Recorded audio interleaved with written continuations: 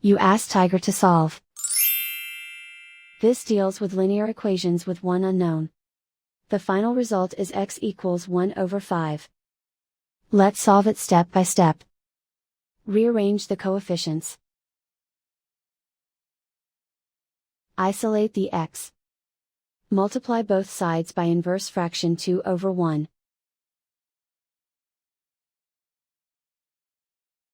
Group like terms. Multiply the coefficients. Simplify the fraction. Multiply the fractions. Find the greatest common factor of the numerator and denominator. Factor out and cancel the greatest common factor. And so the final result is x equals 1 over 5.